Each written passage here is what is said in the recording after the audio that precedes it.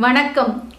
பூதங்கள் தோறும் நின்றயனின் நல்லால் போக்கிலன் வரவிலன் என நினைப்புலவோ கீதங்கள் பாடுதல் ஆடுதல் அல்லால் கேட்டு அறியோம் உனைக் கண்டு அறிவாரை கேட்டு அறியோம் உனைக் கண்டு அறிவாரை சீதங்கொள்வயல் திருப்பெருந்துறை மன்னா சிந்தனைக்கும் அறியாய் எங்கள் முன் வந்து ஏதங்கள் அறுத்து எமையாண்டருள் புரியும் எம்பெருமான் பள்ளி எழுந்தருளாயே.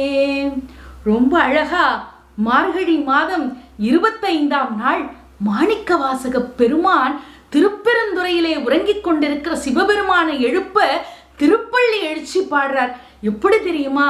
அழகான குளிர்ந்த வயல்கள் சூழ்ந்த திருப்பெருந்துறையிலே உறங்கிக் கொண்டிருக்கிற சிவபெருமானே, எங்களுடைய அறிவுக்கு எட்டாதவன் நீ. நிலம், நீர், காற்று, நெருப்பு, ஆகாயம்னு பஞ்சபூதங்கள்லயும் நீ இருக்க. நீ வருவதும் கிடையாது, போவதும் கிடையாது, உனக்கு பிறப்பும் கிடையாது, இறப்பும் கிடையாது. அப்படிப்பட்ட உன்னுடைய பெருமைகளை எல்லாம் புலவர்கள் கீதங்களா பாடுறாங்க. பக்தர்கள் உன்னுடைய பெருமைகளை எல்லாம் ஆடுறாங்க, பாடி ஆடுறாங்க. அவர்களெல்லாம் இப்படி பாடுபவர்களும் ஆடுபவர்களும் உன்னை நேரில் பார்த்ததே கிடையாது, உன்னுடைய திருமுகத்தை கண்டதே கிடையாது. அதனால நீ நேரில் வந்து எங்களுடைய பாவங்களை எல்லாம் போக்கி உன்னுடைய அருட்பார்வையினை எங்களுக்கு தரமாட்டியா? நீ நேரில் வந்து அருள் தர வரமாட்டியா? அதனால நீ சீக்கிரம் எந்திரிச்சு வந்து எங்களுக்கெல்லாம் அருள் கொடுன்னு ரொம்ப அழகா மாணிக்கவாசக பெருமான் கொஞ்சி கொஞ்சி திருப்பள்ளி எழுச்சி பாடி இருக்காருன்னா பார்த்துக்கங்களேன். ஒரு முறை ஒரு பக்தன், தீவிர சிவபக்தன், அவன் தினமும் கோயிலுக்கு சொற்பொழிவு கேட்க போவான். இப்படி ஒரு வாரமா சொற்பொழிவு கேட்க போனான். உன்னை மனைவி கேட்டா, தினமும் சொற்பொழிவு கேட்க போறீங்களே, அங்க சொல்ற ஏதாவது 2 விஷயத்தை எனக்கு சொல்லுங்கன்னா அந்த பக்தனுக்கு சொல்ல தெரியல, தடுமாறினா. உன்னை மனைவி நக்கலா சொன்னா, ஆமா ஒரு வாரமா சொற்பொழிவு கேட்க போறீங்க, ஒரு வார்த்தை கூட பேச தெரியல.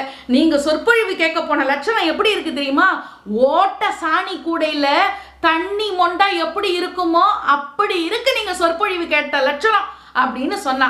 உடனே அந்த பக்தன், அந்த கணவன் சிரிச்சுக்கிட்டே சொன்னா, ஆமா ஆமா, நான் சொற்பொழிவு கேட்க போனது என்னவோ ஓட்ட சாணி கூடையில தண்ணி மொண்ட மாதிரி தான், ஆனா அந்த கூடை சுத்தமாச்சுல.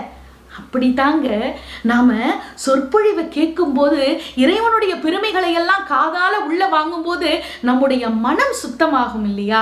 அப்போ இறைவனுடைய நாமத்தை கேட்டாலே மனசு சுத்தமாகும்னா, இறைவனுடைய நாமத்தை பாடினா நம்முடைய மனம் எவ்வளவு தூய்மையாகும், நம்முடைய அகம் தூய்மையாகும் இல்லையா? அதனாலதான் மாணிக்கவாசக பெருமான் திருப்பள்ளி எழுச்சி பாடும்போது இறைவனுடைய நாமத்தை தவிர வேற எதுவும் பாடாம அந்த இறைவனை எழுப்பி அவனுடைய அருள் நமக்கு கிடைக்கணும் அப்படின்னு பாடியிருக்கார். நாமும் இந்த மார்கழி திருநாள்ல இறைவனுடைய நாமத்தையே பாடுவோம், அந்த இறைவனுடைய அருளை பெறுவோம். மனமது செம்மையானால் மந்திரம் ஜபிக்க வேண்டாம். நன்றி, வணக்கம்.